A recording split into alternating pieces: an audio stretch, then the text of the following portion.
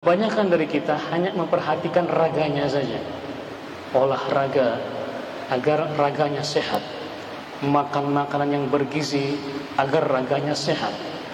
Dia perhatikan makanannya, gizinya dan segala macamnya. Apa tujuannya? Agar raganya sehat. Penampilannya, pakaiannya dan segala macamnya itu apa tujuannya? Agar raganya sehat. Namun dia lupa, dalam raga ini ada jiwa, ada rohani yang harus kita perhatikan juga. Sebab kalau jiwa kita sakit atau rohani kita sakit, maka seorang walaupun fisiknya kuat, ketika Allah memanggil dia hayya 'alas shalah, hayya 'alal falah, dia tidak sanggup melangkahkan kakinya untuk memenuhi panggilan Allah Subhanahu wa taala. Walaupun raganya sehat, dia bisa angkat besi puluhan kilo, dia bisa olahraga, dia bisa berjalan menempuh jalan puluhan kilo, namun masjid di samping rumahnya dia tidak bisa pergi ke sana. Kenapa? Jiwanya sakit. Rohaninya tidak disirami dengan siraman-siraman rohani. Padahal sebagai seorang muslim yang beriman kepada Allah Subhanahu wa taala, kita harus juga memperhatikan jiwa kita, rohani kita ini. Bukankah dalam surat Asy-Syams Allah Subhanahu wa taala bersumpah dengan 11 makhluk Allah, disebut di antaranya wa nafsin wa ma sawwaha, dan demi jiwa yang mana Allah dan segala apa yang Allah sempurnakan penciptaannya. Allah bersumpah dengan jiwa kita ini, wa nafsin wa ma sawwaha. Kemudian Allah berfirman, fa'alhamaha fujuraha wa taqwaha, sehingga Allah pun mengilhamkan di jiwa itu fujuraha wa taqwaha, kefasikan, kemaksiatan dan juga takwa dan ketakwaan. Terus gimana sikap kita dalam diri kita ini? Allah berfirman lagi, qad aflaha man zakkaha wa qad khaba man dassaha. Maka sungguh telah berbahagia, menang orang yang membersihkan jiwanya dengan segala macam noda dan dosa. Wa qad khaba man dassaha, dan sungguh merugi orang yang mengotori jiwanya. Bukankah raga kita ini, kalau kita kotori, segera kita bersihkan, betul tidak? Ada kotoran dalam tangan kita, ada duri dalam raga kita ini, segera kita membersihkannya. Namun ketika jiwa kita kotor, kita biarkan dia kotor. Makanya orang yang membersihkan jiwanya, rohaninya, itu orang yang berbahagia.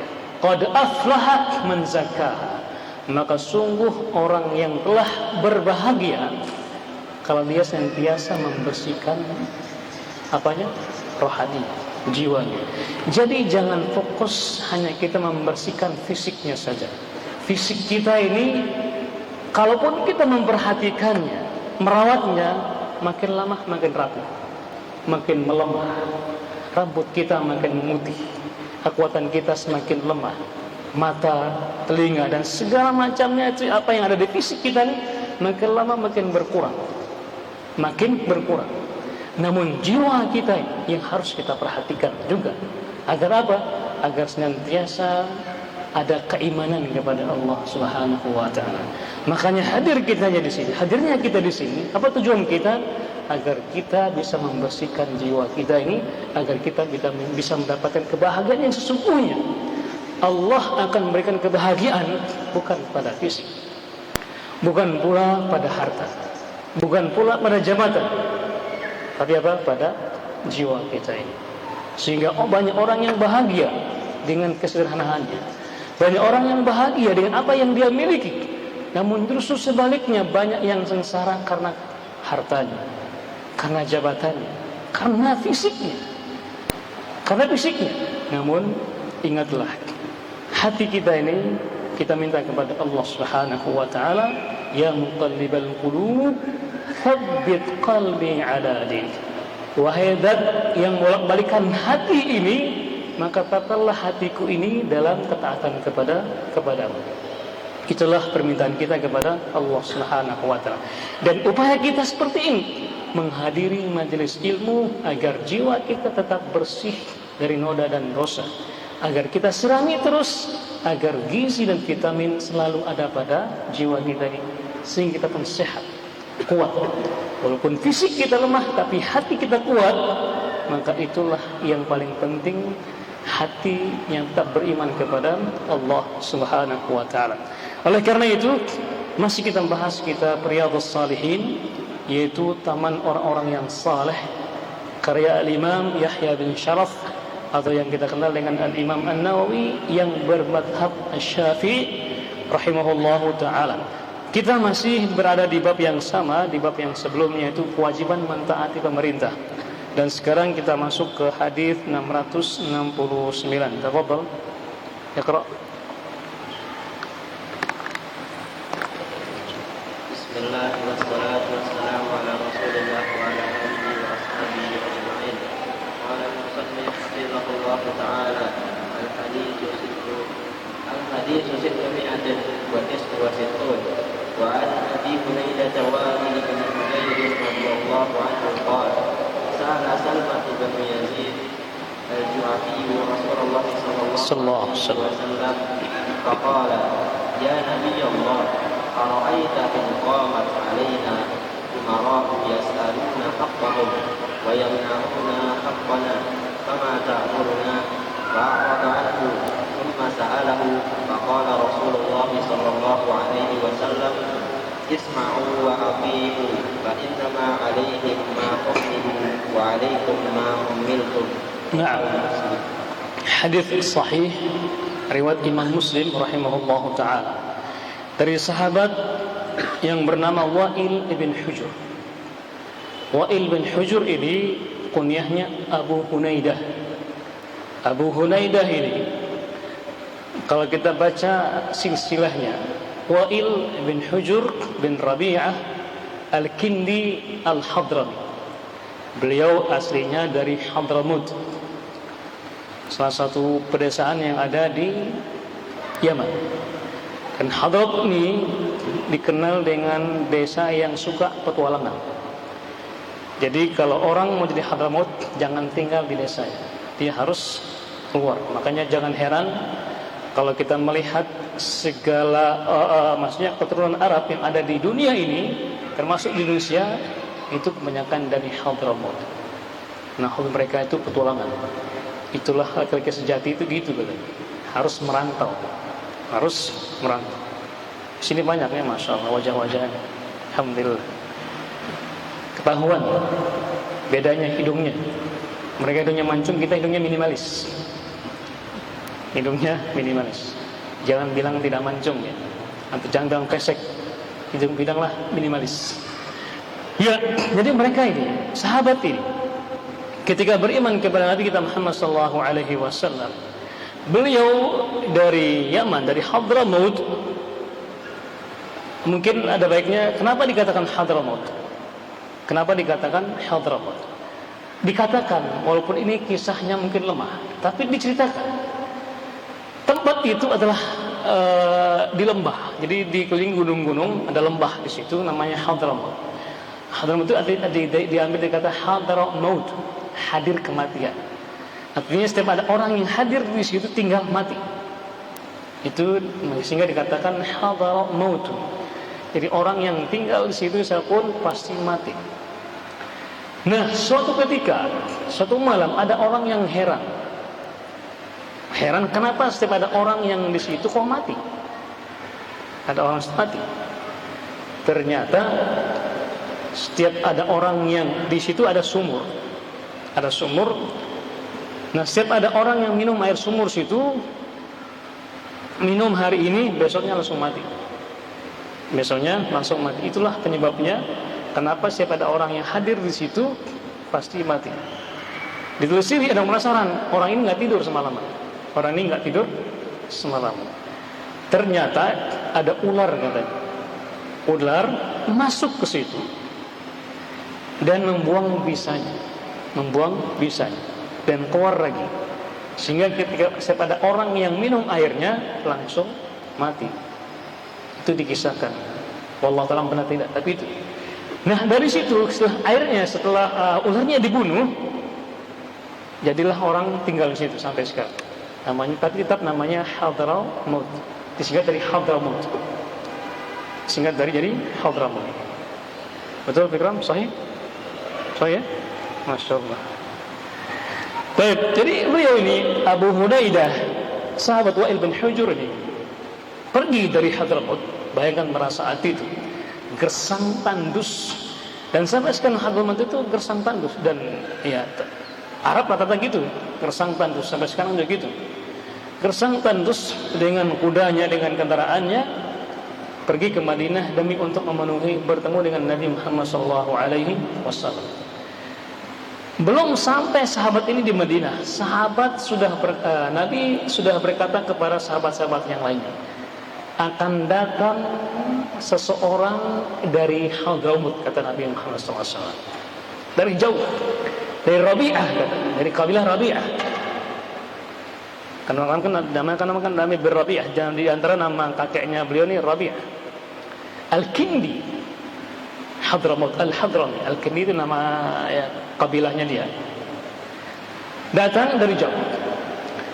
Ketika sampai di Madinah, sahabat ini disambut oleh Nabi Muhammad SAW. Bahkan Nabi sendiri menghamparkan selendangnya untuk diduduki oleh sahabat ini, Wa'il bin Hujur. Luar biasa. Nabi SAW menyambut tamunya langsung dengan selendangnya, dan beliau sendiri yang menyiapkan tempatnya itu, bukan nyuruh sahabat yang lain, tidak. Nabi yang langsung menyambut beliau dan juga langsung mendudukkan sahabat di atas selendangnya itu. Luar biasa penyambutan Nabi kita Muhammad sallallahu alaihi wasallam. Kata sahabat ini, saat bertanya Salamah bin Yazid Al-Ju'afi kepada Nabi Muhammad sallallahu alaihi wasallam. Jadi salah satu majelis ini datang sahabat bernama Salamah bin Yazid Al-Ju'afi, bertanya kepada Nabi Muhammad sallallahu alaihi wasallam. Abu Hunaidah ini, Wa'il bin Hujur ini, di antara keturunan Raja Yaman. Karena kerajaannya sudah tidak ada, digulingkan, karena digulingkan oleh Raja Persia sebelumnya.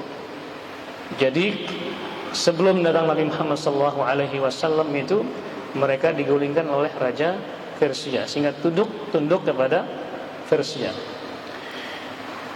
Jadi hilang kerajaannya, dan Wa'il bin Hujur ini keturunan yang ketiga atau keempat di antara kerajaan itu. Jadi beliau ini adalah di antara anak raja, cucu raja atau pangeran lah istilahnya, tapi yang ketiga. Bercerita sahabat bernama Salamah bin Yazid ini bertanya kepada Nabi Muhammad sallallahu alaihi wasallam. Apa kata beliau? Ya Nabi Allah, wahai Nabi Allah, apa pendapatmu kalau seandainya para pemerintah itu, para pemimpin itu mengambil hak kami dengan paksa, mengambil hak kami dengan paksa. Kemudian mereka pun juga melarang kami untuk mengambil hak kami. Ini menceritakan begitu zalimnya pemimpin. Sahabat ini bertanya, pada kondisi di mana pemimpin pada pemerintah zalim mengambil hak atau mengambil atau merampas hak milik rakyatnya, dan tidak, mereka juga melarang agar mereka tidak mendapatkan hak-hak, melarang rakyatnya untuk mendapatkan hak-haknya. Fama ta'muruna, kata sahabat ini, ya Rasulullah, apa sikap kami? Bagaimana sikap kami kalau kami mendapat pemimpin seperti ini? Nabi diam, bahkan berpaling muka, tidak menjawab, diam dan berpaling muka. Kemudian terus bertanya terus. Sahabat ini terus bertanya, bagaimana ya Nabi, katanya. Akhirnya Nabi menjawab, isma'u wati'u, dengarkanlah dan taatlah. Luar biasa. Nabi yang mengatakan demikian, dengarkanlah dan taatlah. Fa innama 'alaihim ma hummilu. Kenapa? Karena kewajiban rakyat itu hanya melaksanakan apa yang diwajibkan kepada mereka.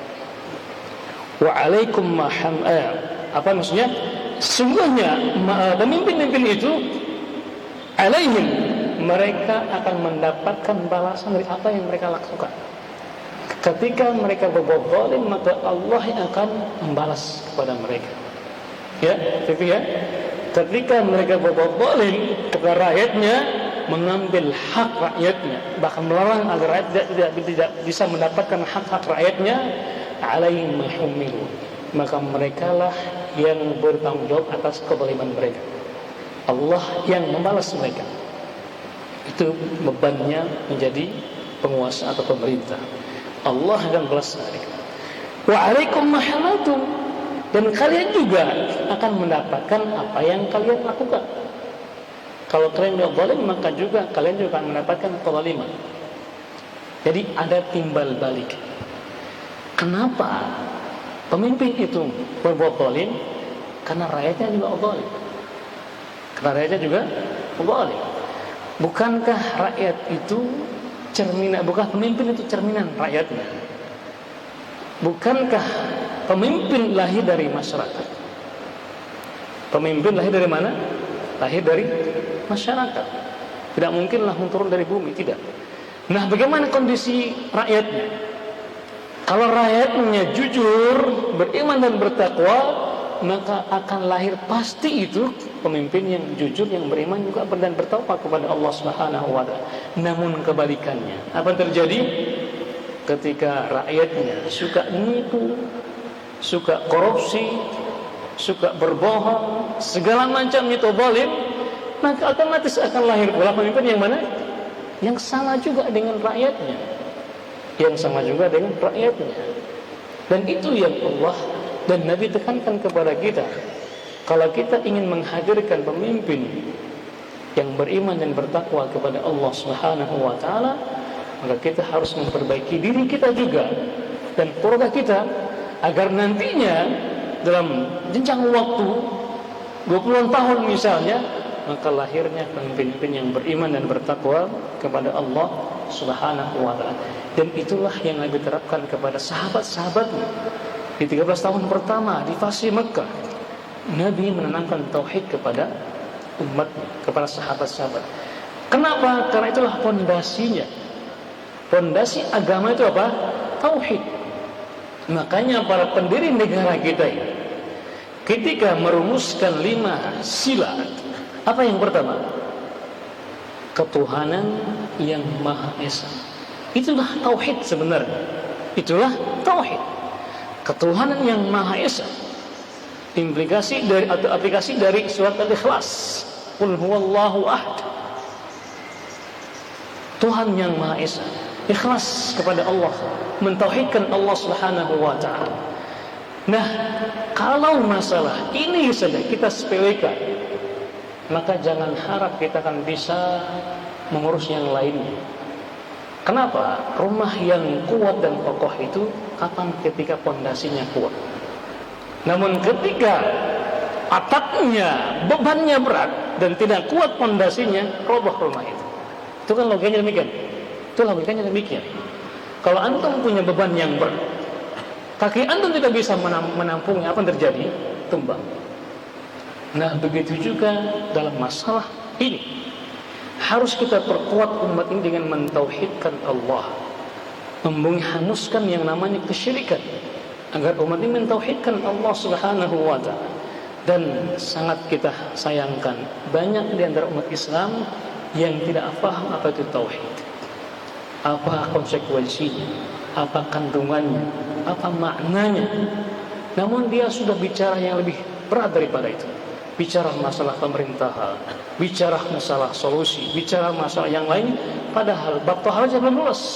Bab taharah aja belum lulus. Bagaimana beristinja, bagaimana beristijmar, bagaimana jamak dan qasar, bagaimana dan segala macam. Itu bab itu belum lulus. Belum lolos dan belum faham, sudah bicara masalah besar daripada itu. Kalau kita bicara masalah buku-buku ulama tentang masalah pemerintahan, itu bab terakhir. Itu berada di bab terakhir. Al-Imam Muslim dalam sahihnya ketika beliau menulis Sahih Muslim itu ada namanya Kitabul Imarah, kitab tentang kepemimpinan. Di mana ditaruh? Di bab terakhir. Bab terakhir. Makanya jangan kita melangkah jauh sebelum kita pahami dulu bab taharah ini. Bab fikih itu. Semua mazhab yang paling pertama, yang utama apa? Bab taharah. Nah, pertanyaannya, sudah enggak kita khatam bab taharah ini? Sudah belum? Sudah belum? Apa sih taharah itu? Macam-macam air, gimana najis, apa yang menajiskan, apa yang buat kita najis, kapan kita najis, kapan yang tidak najis, apakah kotoran binatang itu najis semuanya atau tidak. Itu harus hafal dulu, baru kita melangkah ke bab-bab yang lainnya. Jangan kita melawati atau melangkahi fase-fase ini. Itu yang harus kita pahami sebenarnya. Di saat kita bicara masalah agama, jangan loncat. Pondasinya apa dulu? Tauhid. Makanya sahabat mendapat pendidikan dari Nabi kita Muhammad SAW selama 13 tahun. Yang paling pertama dan utama apa itu? Mentauhidkan Allah Subhanahu wa taala. Kenapa? Kalau kita bicara masalah kezaliman, manakah yang lebih zalim dari syirik kepada Allah Subhanahu wa taala? Allah berfirman, "Inna syirka la dzulmun 'adzim." Sesungguhnya kesyirikan itu adalah kezaliman yang sangat besar. Itulah yang harus kita perangi dahulu sebelum kita bicara kezaliman yang lainnya. Karena kezaliman yang paling besar adalah kesyirikan, dan itulah yang menggerogoti umat ini. Kenapa umat ini kalah dalam segala hal? Dalam ekonomi, dalam politik, dalam apa lagi? Sosial budaya dan segala macamnya itu apa? Mereka? Karena mereka tidak punya tauhid. Kalau kita ingin melawan musuh dengan senjata, mungkin mereka lebih lengkap. Dengan ekonomi, mungkin mereka lebih kuat. Kalau politik, mereka juga punya banyak politikus-politikusnya, musuh-musuh kita misalnya. Tapi kita harus memiliki yang mereka tidak punya. Apa itu? Mentauhidkan Allah Subhanahu wa taala. Dan itulah yang menyebabkan para sahabat menang dalam semua peperangan. Dari segi jumlah mereka kalah, senjata mereka lemah, ekonomi pun lagi. Para sahabat dan Nabi hidup pas-pasan, bahkan terkadang hanya minum dan makan dengan buah kurma dan juga air putih, gak ada yang lain. Tapi kenapa mereka bisa menang dalam setiap peperangan? Karena para sahabat memiliki yang tidak memiliki oleh musuh-musuh. Apa itu? Mentauhidkan Allah Subhanahu wa taala dan tidak syirik kepada Allah Subhanahu wa taala. Oleh karena itulah para pendiri bangsa ini membuat sila yang pertama dan yang paling pertama apa? Ketuhanan yang Maha Esa. Itu yang harus kita pedalami dahulu. Sila yang pertama itu. Kalau yang kedua apa yang kedua? Ya. Kemanusiaan adil dan beradab. Itu juga firman Allah Subhanahu wa taala. Allah berfirman apa? I'dilu wa aqrabu lit-taqwa. Berbuat adillah, karena itulah yang dekat kepada ketakwaan. Yang ketiga apa yang ketiga? Ini pelajaran apa? Persatuan itu bisa. Juga firman Allah itu, wa'tasimu bihablillah jami'an wa la tafarraqu. Bersatulah dalam agama Allah dan jangan kalian berpecah belah. Kenapa? Karena musuh Islam itu, musuh-musuh kita itu senang kalau kita dipecah-pecah, di blok-blok. Kalau kita bersatu, mereka lemah. Dan kalau kita yang pecah belah, maka mereka sangat mudah akan menguasai kita itu. Makanya jangan mau diadu domba. Jangan mau diadu domba. Tetap sabar dan berdoa kepada Allah Subhanahu wa taala. Sebab kalau kita sudah diadu domba dengan kelompok satu dengan yang lainnya itu, mereka tertawa, itulah mereka sudah lawan. Jadi tetap jaga persatuan. Wa'tasimu bihablillah jami'an wa la tafarraqu. Apa yang keempat? Ayatan yang kedua ada permusyaratan ya. Wa amruhum syura bainahum. Allah berfirman, dan urusan mereka itu dalam permusyaratan, hal bermusyawarah. Itu juga firman Allah Subhanahu wa taala. Yang kelima yang terakhir. Iya, itu juga masalah keadilan. Ulang lagi, dua kali keadilan. Karena adil itu adalah bukti dari ketakwaan kepada Allah Subhanahu wa taala. Jadi intinya apa? Dari hadis yang kita baca tadi ini bahwasannya masih dalam hadis tadi apapun kondisinya, kata Nabi sallallahu alaihi wasallam, isma'u wa ati'u, dengarkanlah dan taatlah. Kalau sudah kondisinya demikian, kalau hak kita diambil oleh para penguasa, maka mintalah kepada Allah Subhanahu wa taala hak kita. Kenapa? Karena ketika Allah yang menentukan mereka sebagai pemimpin, dan ketika mereka berzalim, maka Allah yang akan membalasnya. Tinggal bagaimana sikap kita kepada Allah Subhanahu wa taala.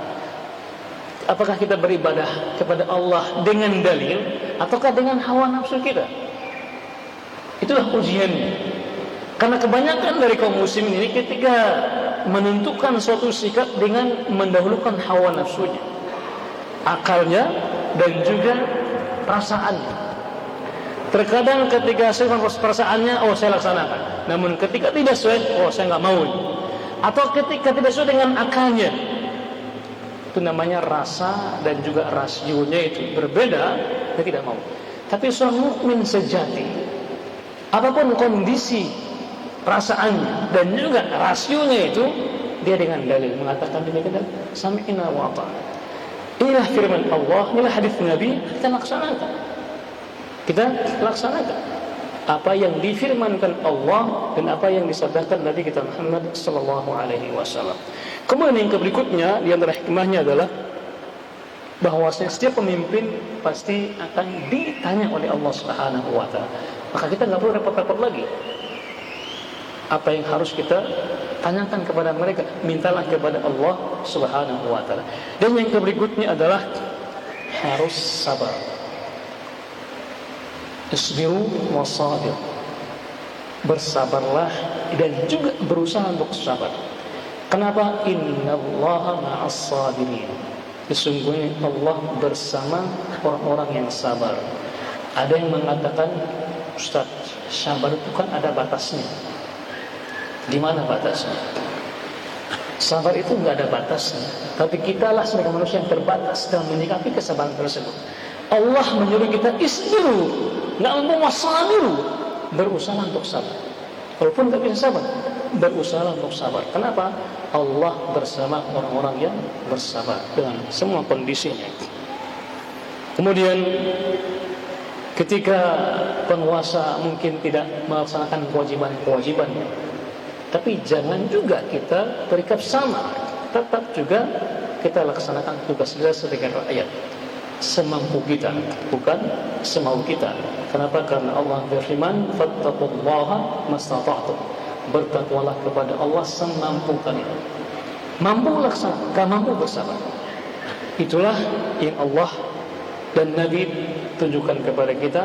Semoga Allah Subhanahu wa taala menguatkan hati kita dan juga menguatkan batin kita dan juga fisik kita ini untuk menghadapi segala macam godaan dan cobaan, dan tetap konsisten berdoa kepada Allah Subhanahu wa taala agar Allah menjaga negeri kita agar aman dan nyaman, aman sentosa seperti yang kita harapkan bersama. Wallahu taala alam. Ini yang bisa kita sampaikan pada malam hari ini, mudah-mudahan bermanfaat. Kalau ada hal-hal yang salah atau kata yang kurang berkenan, mohon dimaafkan. Kalau ada benarnya, itu semua dari Allah Subhanahu wa taala. Baik, sebelum kita akhiri, ada yang mau disampaikan, ditanyakan ataupun dikoreksi, kita persilakan. Masya Allah. Silakan. Ada hadiahnya Pak? Silakan Pak Ji. Antum kasih hadiah beliau. Zikir. Ada hadiah doa. Ini doa.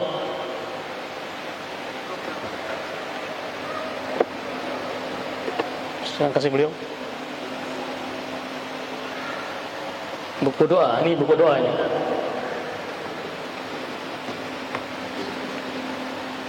Jadi ada dua, ada buku doa, ada buku zikir.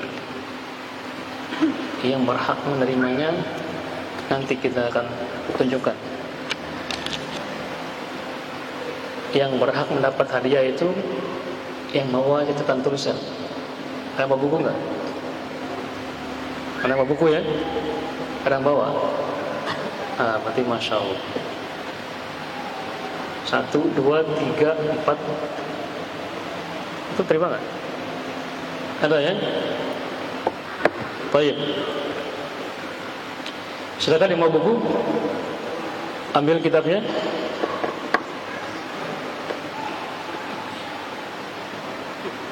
Mana bukunya?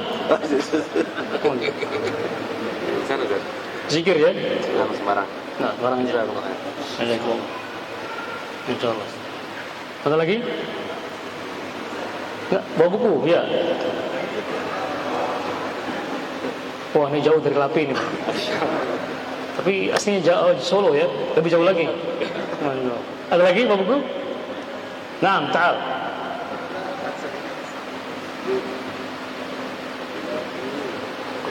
Barakallah. Ada lagi? Masya Allah. Ada lagi? Nggak mau katanya, nggak mau. Sebelah sini ada? Nggak, biar yang lainnya. Baik. Kita baca pertanyaannya. Assalamualaikum warahmatullahi wabarakatuh, Pak Ustaz. Semoga Pak Ustaz selalu mendapatkan dalam keadaan sehat. Amin. Pertanyaannya, mengapa ada perbedaan pendapat tentang tahun kejadian Isra dan Mi'raj? Masya Allah. Ini bagus pertanyaannya. Ini mengenai sejarah ya. Jadi kalau kita bicara masalah sejarah, dahulu bangsa Arab itu tidak pernah fokus dengan tanggal. Tidak pernah fokus dengan tanggal. Makanya kalau kita baca sejarah, jangankan masalah Isra Mi'raj, masalah lahir Nabi saja itu banyak pendapat. Masalah lahirnya Nabi itu banyak pendapat, lahirnya. Tapi kalau kematiannya, wafat Nabi, kebanyakan ulama sepakat, yaitu 12 Rabiul Awal. Itu wafatnya. Tapi lahirnya itu ulama berbeda pendapat tentang lahirnya. Ada yang bilang 13, ada yang bilang 12, ada yang bilang tanggal puluhan dari Rabiul Awal. Tapi mereka, kalau kita kumpulkan, ada 20-an pendapat tentang lahirnya Nabi Muhammad SAW. Makanya kalau kita baca sejarah itu banyak pendapat, banyak versi. Tapi kalau masalah hadis itu para ulama menekankan, bahkan sampai lahirnya perawi dan juga wafatnya perawi itu para ulama menekankan demikian. Tapi kalau masalah sejarah tentang masalah ini, para orang Arab itu nggak fokus. Makanya jangan heran, jangankan masalah Isra Mi'raj Nabi SAW banyak beda pendapat. Tadi kita sampaikan yang lain juga beda pendapat. Masalah nuzul Quran misalnya, kemudian hal-hal yang lainnya juga itu banyak berbeda pendapat. Alasannya kenapa? Karena dahulu bangsa Arab tidak fokus dengan tanggal kejadian. Mereka hanya fokus pada kejadiannya saja. Wallahu ta'ala, ini yang bisa kita sampaikan. Ada lagi yang lainnya? Silakan Pak, maju Pak. Ada 2 pendapat. Ada berapa pertanyaan? Silakan.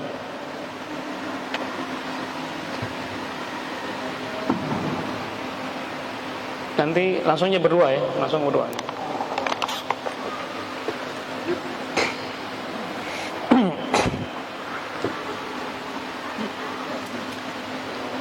Waalaikumsalam warahmatullahi wabarakatuh.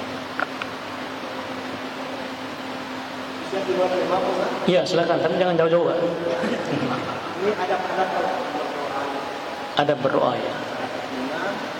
tiap doa yang dipanjatkan tanpa diawali dan diakhiri dengan bersyukur Allah dan mengagungkan Allah dan berselawat, maka kemungkinan besar doanya akan terhalang.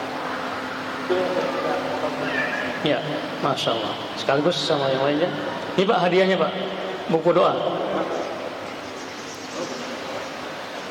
Ini buku doa. Terima kasih banyak. Ya. Waalaikumsalam warahmatullahi wabarakatuh. Singkat aja.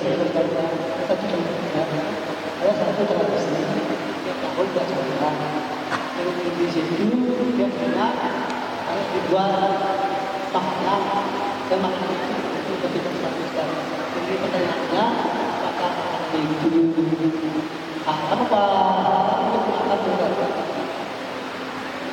memiliki Ustaz? Ya, saya tangkap ya.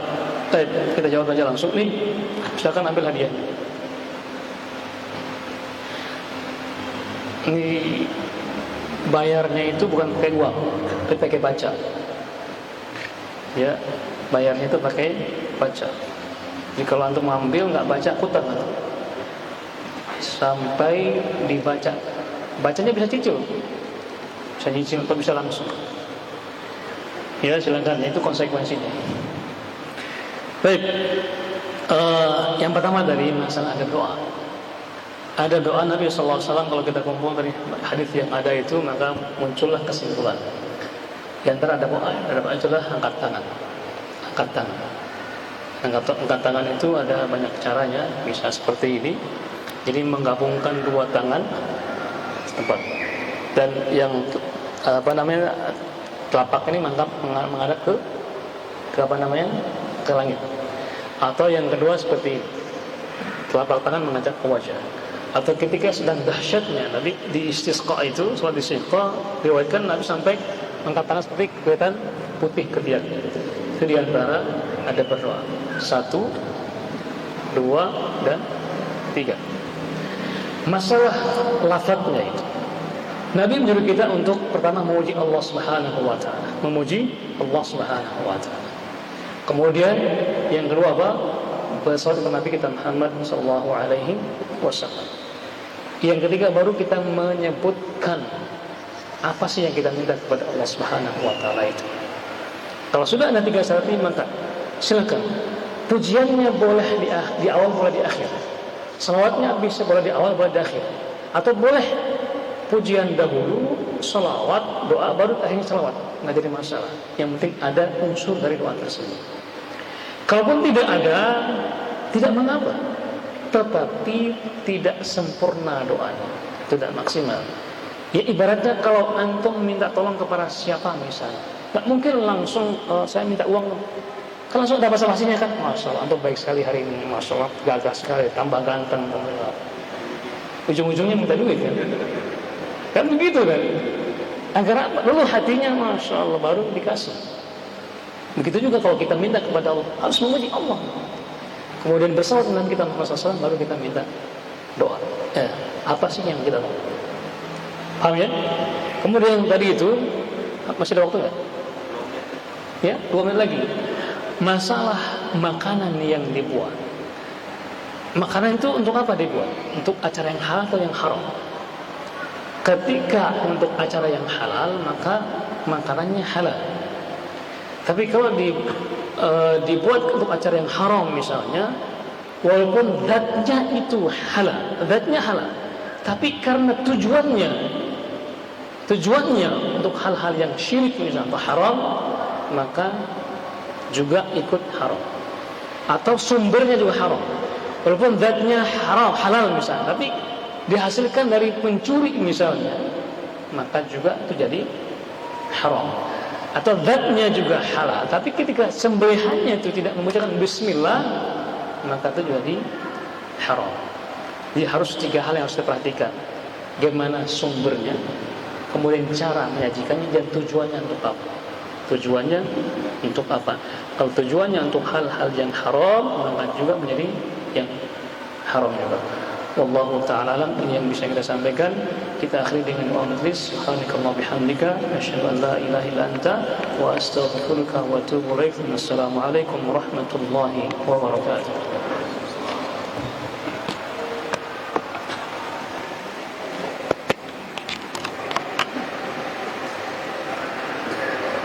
Yang kau jawab antum? Enggak, mungkin. Wah, enggak, ini kok